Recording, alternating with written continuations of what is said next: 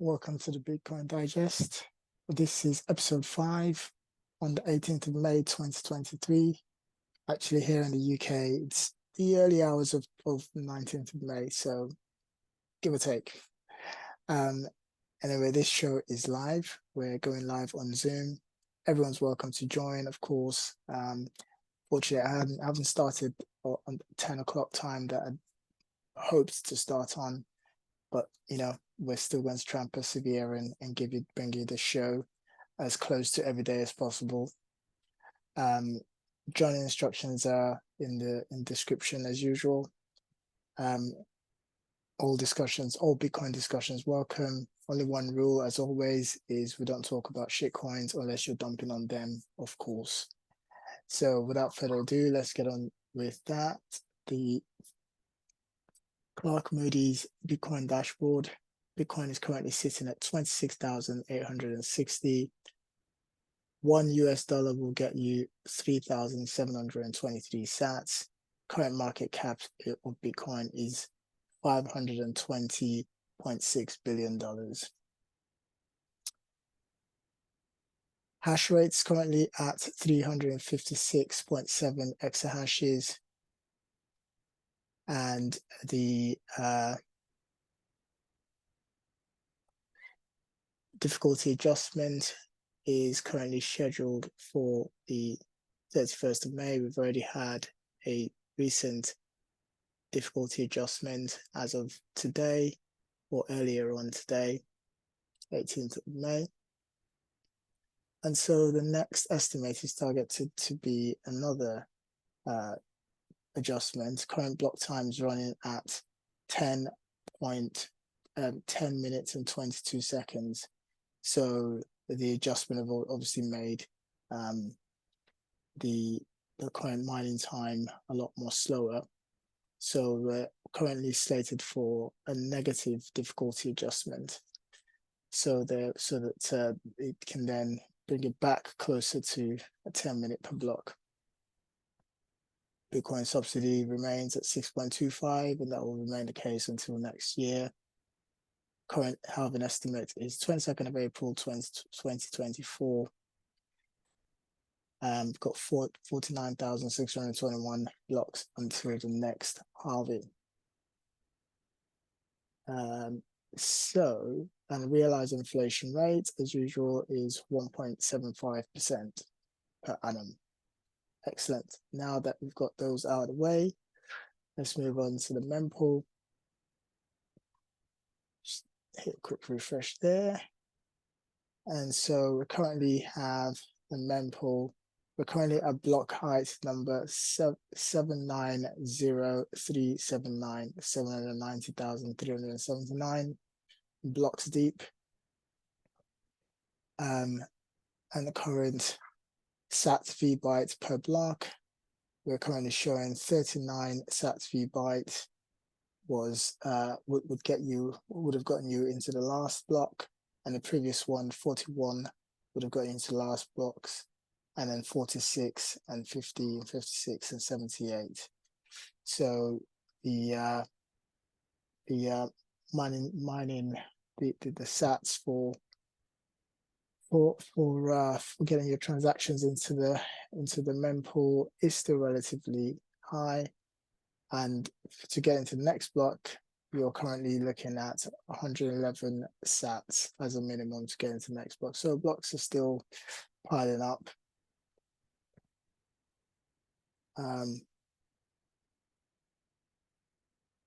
What else have we got here?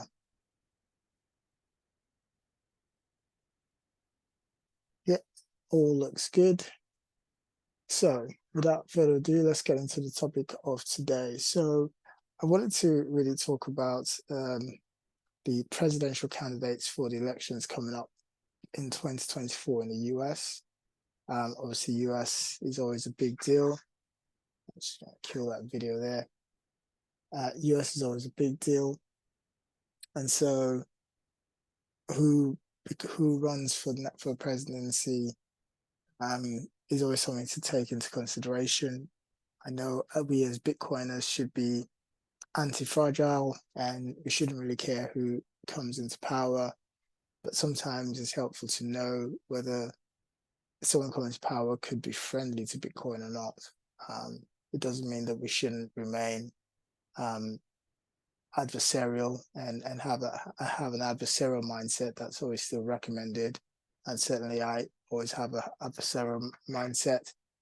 I talk about adopting a Bitcoin lifestyle, which in itself would make you very anti-fragile and censorship resistant. If you adopt a Bitcoin lifestyle, it talks about those key fundamental principles of Bitcoin lifestyle. You know, staying humble and stacking sats, and of course holding your own keys, not your keys, not your coins, and yeah, those are fundamental parts of being involved in being a Bitcoin lifestyle. So yeah. Now, just going back to the topic of presidency, so we obviously have Donald Trump running for election. He's not Bitcoin friendly, we know that. But interestingly, we've got some Bitcoiners, we could say, or Bitcoin friendly potential candidates. So Governor Ron DeSantis, Florida governor, is looking to get into the fray maybe sometime next week. He'll make a formal official announcement that he'll be entering the presidential race, and he probably has a potential, chance of being a good rival to Donald Trump. Who knows? But if he does run, and if he were to be the lead candidate for the Republicans, then that could be quite interesting. I mean, there is the possibility that he could overtake Donald Trump. I'm not saying that it's probable. I'm not saying it's likely, but there is a possibility. Whether that's probably more likely than not, I don't know. Only time will tell. But it's just interesting to see that we have a Bitcoin-friendly presidential candidate, potential presidential candidate that could be running in the elections. I don't know most of these other people, but then there's one other person who's of interest, and that is this gentleman over here, this chap, Robert F. Kennedy Jr., the nephew of the late John F. Kennedy. And if you haven't listened to this guy, I think it's definitely worth a listen. I mean, I've got a few articles. I've got the next article which I'm going to talk about, which says a few things about him, and shares some of his views, which would be interesting to see. But my focus would be on those two. So you've got potentially a situation where you've got Robert F. Kennedy running as a Democrat for the presidency position, and you've got Ron DeSantis running as potential presidential candidates for the Republicans. If that scenario were to play out, this is the sort of thing that we can look forward to. So let's go first to Robert F. Kennedy and let's see what he has to say about Bitcoin. So Robert F. Kennedy says this, and this is very recent. It's the 3rd of May, 2023. Cryptocurrencies led by Bitcoin, along with other crypto technologies, are a major innovation engine. It is a mistake for the US government to hobble the industry and drive innovation elsewhere. Biden's proposed 30% tax on cryptocurrency mining is a bad idea. And he goes on to say, yes, energy use is a concern, though somewhat overstated, but Bitcoin mining uses about the same as video games, and no one is calling for a ban on those. The environmental argument is a selective pretext to suppress anything that threatens elite power structures, Bitcoin, for example. Some advocate tight control of cryptocurrencies to prevent their use by criminals. But it isn't just criminals who want private privacy. So do dissidents and ordinary citizens. Governments harass their enemies and crush dissent by controlling bank accounts and payment platforms. Until we restore trust in government, a distant prospect, we need cash and crypto to ensure freedom. Just as a biodiverse ecosystem is a resilient ecosystem, so too will our economy be more resilient if it has a diverse ecology of currencies, not just a single centrally controlled one. We're seeing today how fragile over centralized system is. So, very, very pro Bitcoin mining there. Very pro views on cryptocurrency generally. Obviously, we're not a fan of cryptos. We're Bitcoin only here, but nevertheless, it's good to see, very refreshing to see someone like this be very, very positive and actually make some very good points. With all of the narratives is challenged here, the narrative around Bitcoin uses energies, and he's made the point that video games use energies. It's always the same misunderstood, flawed arguments. It's just as electric cars use energy, but yeah, everyone's promoting electric cars. No one's saying don't use electric cars. Electric cars is bad for the world. People use electric cars and they use energy. It's not the tool itself, and that's the problem. You might want to point to maybe certain types of energy use, maybe coal or what have you. I have different views on that. I mean, I'm not necessarily wedded to one particular view or not. I know there are different arguments on both sides. There are people who even advocate for the use of coal. I mean, I'm not necessarily a big fan of that idea. I think if we can use renewable energies, then why not? If renewable energies are not available, then obviously the world still needs to grow, technology needs to advance, society needs to advance. And of course, we need to foster that. And ultimately, there will be innovation, and innovation will bring better ways of using energy. What we shouldn't adopt is some sort of regressive approach to say, well, the planet is being destroyed, so let's not use any energy at all. Well, let's just all walk to wherever we go and not use any. In fact, let's not use any energy at all. Let's just basically sit in our houses and sleep in our beds and do nothing else. Like, seriously, the energy will be used, energy will be consumed. It's just how we go about ensuring that we be as efficient as well, be not efficient necessarily, but use, try and find new technologies and new ways to adopt ways of making that the energy that we use cleaner. That's all we should do, but we shouldn't really be stifling the use of energy at all.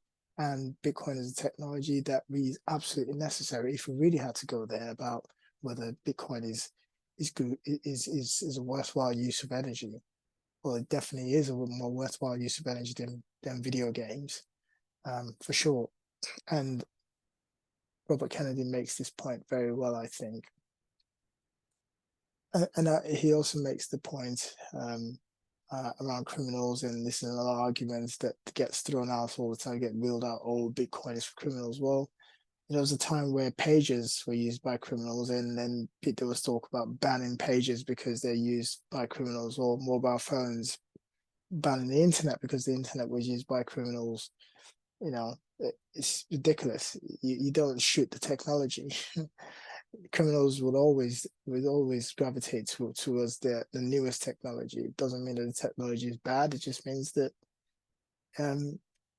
criminals will just not gravitate to that. So that argument has always been a very poor, very weak, very lazy argument, I find. And he's seen through that and is able to easily dispel that and say, well, dissidents use cryptocurrency. We always think as if it's only the US that needs these things, but there are people who live in other countries which are oppressive, and they use Bitcoin to get out of their oppression and to try and get through their oppression, and yet there's no mention of that. It's always very this elite focused view, top-down focused view. And of course, ordinary citizens use it as well. We Bitcoiners are definitely not criminals, as far as I know. So anyway, moving on. So that's the view of Robert F. Kennedy, very progressive indeed, very forward-thinking view. Moving on to Governor Robert DeSantis. So the first thing is, it says, Florida governor welcomed Bitcoin. So this is even as far back as 2021.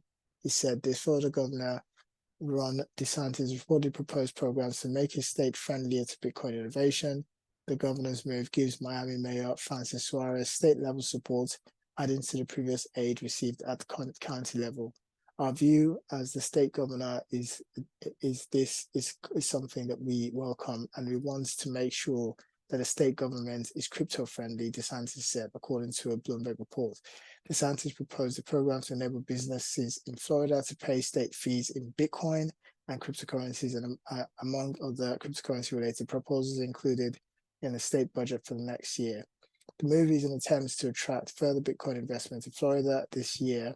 The state has seen an influx of related entrepreneurs and businesses as new development and welcoming officials plug into the Bitcoin narrative. Suarez started these efforts advocating for friendlier regulation and novel development at the city level to enable the flourishing of Bitcoin-related innovation. Suarez first proposed Miami integrates Bitcoin into its operations earlier this year. The resolution sought to allow residents to pay city fees and property taxes in Bitcoin and city employees to get paid in Bitcoin. Proposal also intended to allow Miami to hold Bitcoin. The mayor later received support from Miami-Dade County with the establishment of a cryptocurrency task force that would assess the feasibility of similar developments at country level. DeSantis is the latest Florida official to show interest in enabling Bitcoin payments. The state-level support could improve Miami's odds in passing the necessary legislation, as most proposals have since stalled. In October, Suarez said that he planned to pay city employees in Bitcoin was advancing. Still, the lack of developments in that direction led the mayor to seek an alternative and use Lightning payments app Strike to get a paycheck in BTC. While improvements and developments in the city, county, and state legislations have not materialized for the most part, the publicity of promises and excitement towards Bitcoin has driven businesses, enthusiasts, and conferences to Florida, and this is the first step as lawmakers still struggle to wrap their heads around the peer-to-peer monitoring network. So, yes, I mean, that really is interesting to see. I know not much progress is being made as such, but it's still good to see that these people are very encouraging towards Bitcoin. They're clearly very friendly to it. They're not holding any reservations on it. They obviously want to even progress it even further. So that's a real positive. Yeah, that's real positive. Now going on to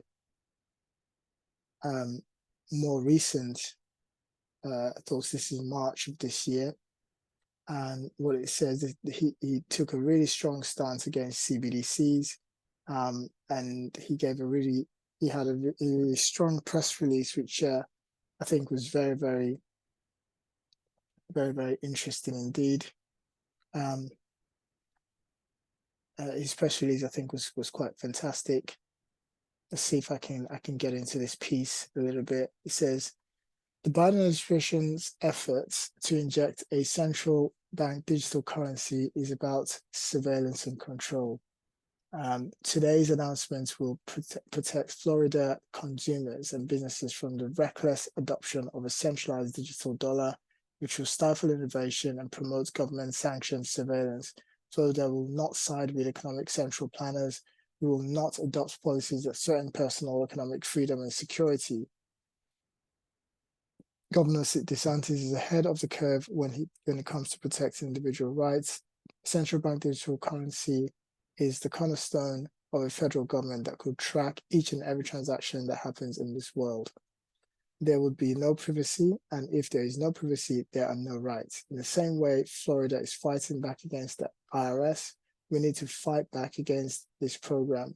It's how we protect freedom, liberty, and prosperity. This proposal continues the strong track record of Governor DeSantis pushing back on an overreaching federal government. Our money says in God we trust. The central bank digital currency changes that to in government we trust. That's wrong, and I'm grateful for the governor's continued pushback of an out of control DC bureaucracy. A federal controlled central bank digital currency is the most recent way that Davos elites are attempting to backdoor woke ideology like environmental, social, and governance ESG into the United States financial system, threatening individual privacy and economic freedom. Unlike a decentralized digital currency, a CBDC is directly controlled and issued by the government to consumers, giving government bureaucrats the ability to see all consumer activity and the power to cut off access to goods and services for consumers. Additionally, federally sanctioned CBDC, as proposed by the Biden administration, would diminish the role of community banks and credit unions in our financial system, as CBDC currency would be a direct liability of the federal government rather than of a chartered financial institution, shrinking market lending power. Today's announcement builds on a series of actions taken by the governor to prevent the proliferation of woke ideology into the financial sector and American daily living, and the Biden administration's continued efforts to promote a central control state, including leading an alliance of 18 states to fight against Biden's ESG financial fraud. So, I mean, this is very strong. I mean, he put through a bill. I think that legislation is now passed, which basically prevents the CBDCs to basically take foot or be used or be applicable in the state of Florida. I think this is a very positive step. This is where others are floundering and not taking any action or taking negative action against Bitcoin. You've got a governor here who's taking positive steps, positive action to try and stamp out authoritarian type processes and procedures and systems such as CBDCs. So really good to see. If he runs for president, then you've got both these guys, both Robert Kennedy Jr. and Ron DeSantis, pro Bitcoiners, I would say. Imagine if those two were to be the front runners for their respective parties. That would be quite interesting indeed. I think the US would be a really good place for the X number of years that they were to become president. Certainly would be something I'd like to see.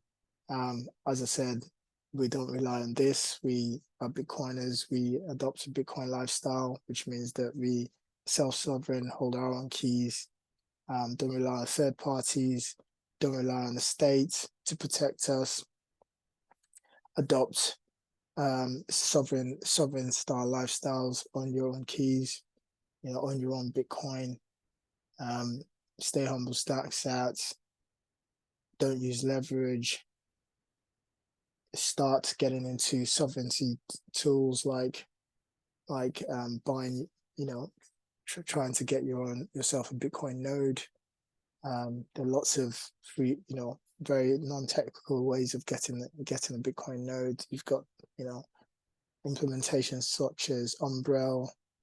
I've got an Umbrel node. Then you've also got a Start9 as well. I've got a Start9 node. I've got two nodes. So, these are things that people can get into. They're very easy to install. You can build one yourself. Both of my nodes I built myself from scratch, buying the tools and pieces together and putting them together. So there are lots of ways to be self-sovereign, and that's what helps the network.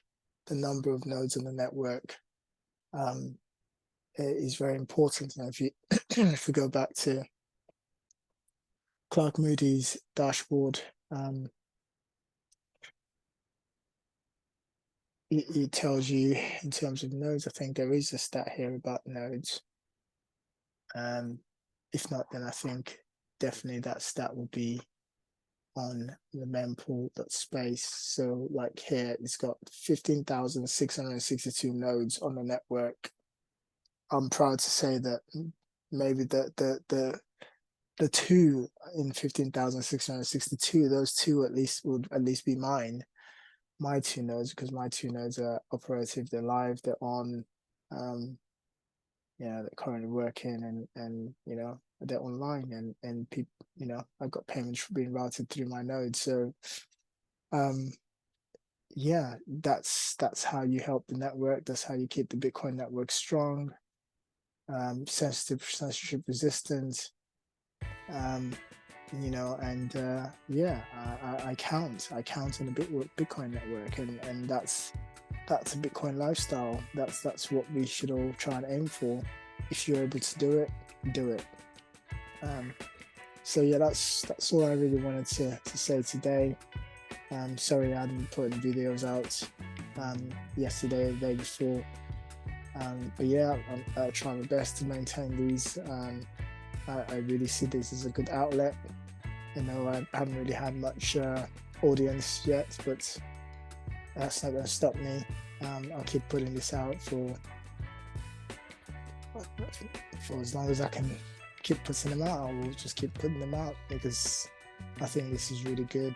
And if I get support, great, fantastic. But all the same, I love talking about Bitcoin. I love Bitcoin. I think my Noster sign out is I'm a Bitcoiner who loves Bitcoin more than any Bitcoin I could imagine. So pretty bullish on Bitcoin. So yeah, there you go. Well, again, thanks for joining me today, and as always, don't just adopt Bitcoin, adopt a Bitcoin lifestyle, and I'll see you next time. Take it easy, guys.